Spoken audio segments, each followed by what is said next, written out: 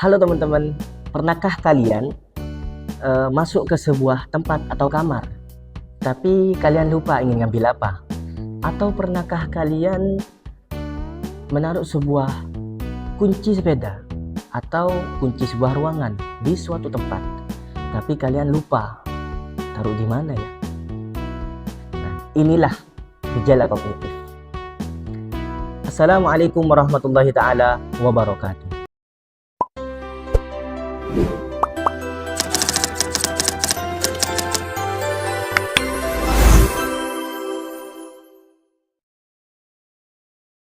Alhamdulillah wassalatu wassalamu ala rasulillah Sayyidina Muhammad ibn Abdullah wa alihi wa sahbihi wa man wala. Subhanaka la ilma lana illa ma 'allamtana innaka antal alimul hakim wa ba'du. Yang kami takzimi, yang kami hormati Bapak Rektor Universitas Islam Zainul Hasan Genggong, Associate Profesor Dr. Abdul Aziz Wahab, serta seluruh dosen dan civitas Universitas Islam Zainul Hasan Genggong, mobil khusus dosen pengampu mata kuliah psikologi pendidikan, yakni Bapak Nur Amin. Izinkan kami teman-teman, dalam kesempatan kali ini saya akan menjelaskan sebuah makalah berjudul Gejala Kognitif. Nah, gejala kognitif ini teman-teman merupakan satu kajian penting dalam psikologi umum. Kenapa begitu? Karena berkaitan dengan bagaimana manusia berpikir, bagaimana manusia mengingat, memahami sebuah informasi, dan juga memutuskan sebuah masalah. Hampir sebelum kita membahas tentang lebih dalam lagi gejala kognitif itu apa, akan saya dahului terlebih dahulu dengan latar belakang sesuai dengan makalah yang saya buat. Dalam kehidupan sehari-hari manusia itu tentu berpikir, memahami, dan juga menangkap sebuah informasi, mengingat, memahami informasi, dan mengambil sebuah keputusan. Maka semua aktivitas tersebut merupakan bagian dari proses kognitif. Nah, melalui proses kognitif ini, manusia menerima informasi dari lingkungan, mengolah informasi tersebut, kemudian menggunakannya dalam kehidupan sehari-hari. Karena itulah gejala kognitif menjadi salah satu aspek yang penting dalam kajian psikologi umum. Nah, sebenarnya dalam perspektif Islam, Al-Quran sudah banyak menyebutkan tentang penggunaan akal yang sebagaimana mestinya. Akal itu juga sangat ditekankan dalam Al-Quran. Berkali-kali mengajak manusia untuk berpikir, merenung, memahami tanda-tanda kebesaran Allah. Afala ta'qilun, afala tatadabbarun. Itu banyak banget dalam Al-Quran. Hal ini menunjukkan bahwa kemampuan kognitif merupakan anugerah yang harus digunakan dengan baik untuk mencari kebenaran dan meningkatkan keimanan kepada Allah Subhanahu wa taala. Nah, selain itu, pemahaman tentang gejala kognitif ini juga bermanfaat dalam bidang pendidikan, teman-teman. Kesehatan mental dan juga kehidupan sosial. Misalnya, dalam pendidikan guru dapat memilih metode pembelajaran disesuaikan dengan kemampuan berpikir dari peserta didik. Itulah pentingnya pembelajaran atau memahami tentang gejala kognitif. Hampir seluruh aktivitas manusia itu melibatkan proses kognitif. Apa itu kognitif? Mari kita bahas. Gejala kognitif itu teman-teman adalah segala aktivitas mental yang berkaitan dengan proses memperoleh pengetahuan, memahami informasi, mengingat, berpikir, dan juga mengambil keputusan. Secara sederhana, gejala kognitif itu dapat diartikan sebagai segala proses yang terjadi di dalam pikiran. Segala proses yang terjadi dalam pikiran manusia ketika menerima dan juga mengolah informasi. Nah, itu namanya gejala kognitif. Contohnya ini, ketika kita membaca buku lalu memahami isinya, itu terdapat proses gejala kognitif. Ketika menghafal materi kuliah, ketika menyelesaikan soal ujian, atau ketika mengambil keputusan dalam suatu masalah, itu terjadi proses gejala kognitif. Nah, semua aktivitas tersebut merupakan bagian dari gejala kognitif, teman-teman. Kemudian kami kutip dalam makalah ini tentang pendapat beberapa ahli. Pertama ada Robert S. Feldman. Menurut Feldman ini kognisi mencakup proses berpikir, memori, bahasa, dan juga pemecahan masalah.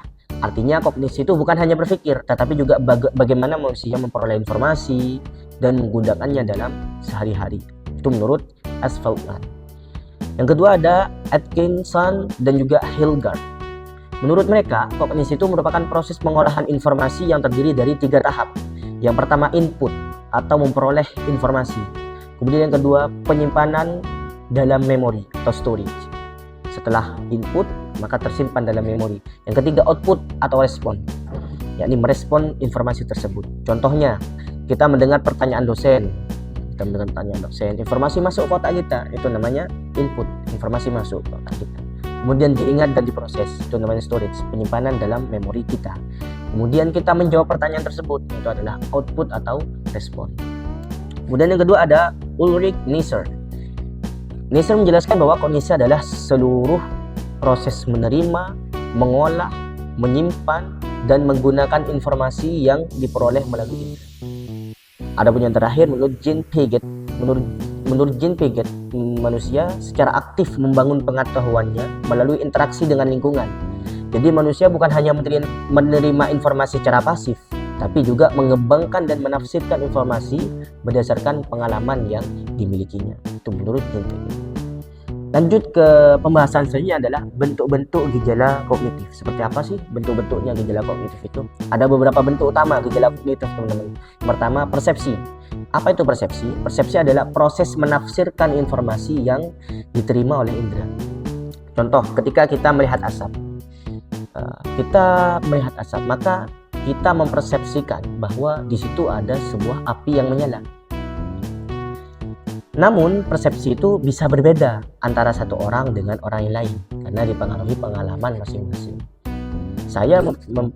Persepsi saya ketika ada api itu ketika ada asap itu ada api. Tapi menurut kalian teman-teman bisa jadi berbeda.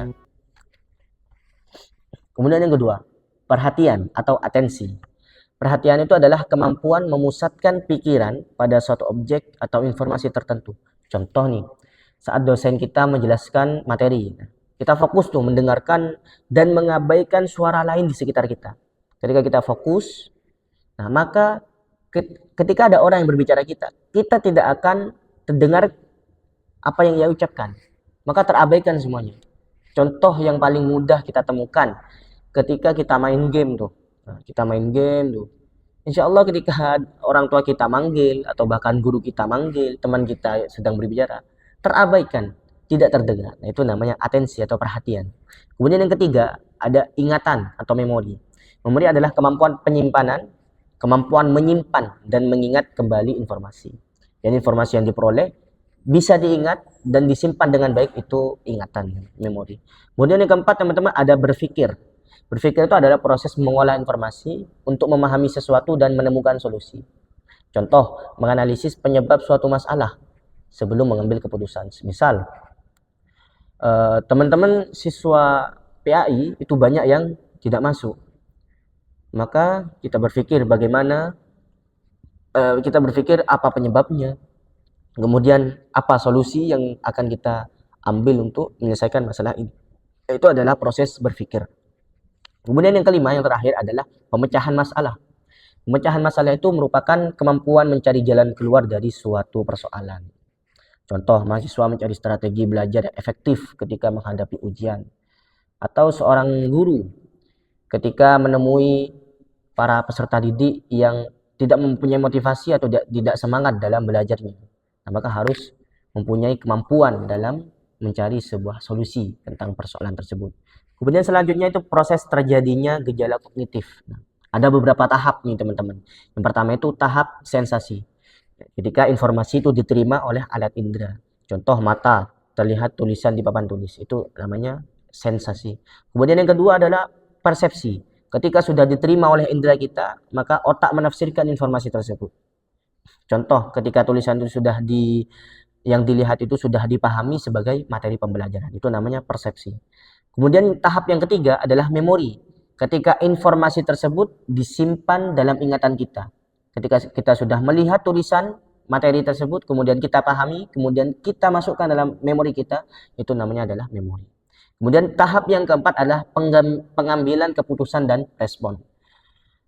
Informasi yang tersimpan digunakan kembali untuk menjawab pertanyaan atau menyelesaikan masalah. Contoh nih, ketika dari 4 tahap itu tadi, guru menjelaskan, kita melihat tuh, kita menulis, kita melihat. Kemudian yang kedua, kita pahami, oh ternyata ketika di hadapan guru kita harus menunduk, kita harus jalan dengan sopan. Nah, ketiga, itu kita menyimpan informasi tersebut, kita simpan pengetahuan tersebut. Dan yang keempat ini, pemecahan masalah atau respon. Ketika kita disodorkan dengan sebuah peristiwa yang ternyata pengetahuan ini dipakai, maka kita hadirkan kembali pengetahuan itu dan kita implementasikan. Itulah 4 tahap tentang gejala kognitif. Kemudian yang selanjutnya, faktor yang mempengaruhi gejala kognitif. Nah, ada faktor-faktor yang mungkin secara umum teman-teman juga pahami ya. Ini faktor internal dan juga faktor eksternal. Faktor internal itu mencakup kondisi biologis, misalnya kesehatan otak dan sistem saraf, itu juga berpengaruh kepada kognitif manusia. Kemudian yang kedua juga emosi. Nah, sering nih orang-orang ketika emosi maka kendali berpikir kita atau kognitif kita itu sudah amburadul. Itu penyebabnya dari internal kita sendiri. Kemudian motivasi. Semakin tinggi motivasi belajar maka semakin baik proses kognitif seseorang. Yang selanjutnya adalah intelijensi, tingkat kecerdasan. Ini juga mempengaruhi kecepatan memahami informasi seorang manusia juga, teman-teman. Kemudian selanjutnya ada faktor eksternal atau faktor di luar diri kita. Apa saja? Yang pertama, lingkungan sosial. Tentu ini berpengaruh banget untuk kognitif seorang manusia ini. Keluarga, teman, masyarakat itu mempengaruhi perkembangan berpikir seorang. Kemudian yang ketiga adalah budaya. Nah, budaya ini juga membentuk nih teman-teman, membentuk cara seseorang memahami dunia. Orang di satu budaya ini memahami seperti ini, maka orang yang di budaya lain itu berbeda juga memahaminya. Yang ketiga adalah pengalaman belajar. Semakin banyak pengalaman belajar, maka semakin berkembang kemampuan kognitif seseorang. Itulah faktor yang bisa mempengaruhi gejala kognitif. Dampak gejala kognitif dalam kehidupan. Nah, ini juga penting teman-teman. Dampak positifnya membantu memahami informasi, memudahkan pengambilan keputusan, juga meningkatkan kemampuan belajar dan membantu menyelesaikan masalah. Namun ada juga dampak negatif nih teman-teman. Dampak negatif ini jika terganggu. Kognitif kita berdampak negatif jika terganggu. Dampak negatifnya apa saja jika terganggu? Pertama, sulit konsentrasi. Kemudian yang kedua, mudah lupa. Yang ketiga, salah memahami informasi. Dan yang keempat, kesalahan dalam mengambil keputusan. Yang sering dampak negatif ini terjadi kepada kita, yakni sulit berkonsentrasi dan juga mudah lupa. Ada apa? Maka harus Anda introspeksi diri. Apa penyebab kognitif Anda atau kita bahkan itu mengalami gangguan.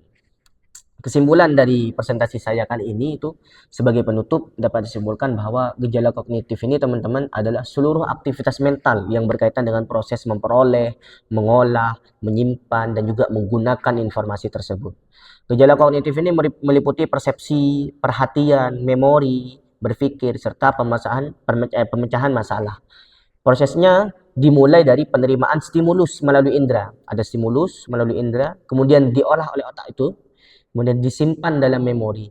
Dan yang keempat adalah digunakan untuk memberikan respon. Gejala kognitif ini dipengaruhi oleh faktor internal tentu dan juga faktor eksternal. Faktor in dalam diri kita sendiri atau faktor X. Faktor yang dipengaruhi oleh dunia luar yang selain kita. Dan sangat menentukan kualitas perilaku pembelajaran serta pengambilan keputusan seorang. Oleh karena itu, memahami gejala kognitif ini teman-teman sangat penting agar manusia dapat berpikir secara rasional, adaptif, dan juga bijaksana dalam kehidupan sehari-hari. Mungkin cukup sekian dari kami. Ini yang bisa kami sampaikan. Apabila terdapat kesalahan, baik ucapan maupun perbuatan saya, atau kesalahan dalam menyampaikan informasi, mohon maaf sebesar-besarnya. Li'annal kamala lirrahman wa nisyana lil insan. Saya hanya mempresentasikan apa yang saya pahami dan saya juga masih dalam kategori pelajar. Cukup sekian dari kami. Hadaniyallah wa iyyakum ajmain. Semoga apa yang kami sampaikan itu bermanfaat. Wabillahi taufik wal hidayah waridha wal inayah. Wallahul muwaffiq ila aqwamit thoriq. Semoga Universitas Islam Zainal Hasan Genggong berkualitas dan juga menarik. Hadaniyallahu wa iyyakum ajmain. Wassalamualaikum warahmatullahi wabarakatuh.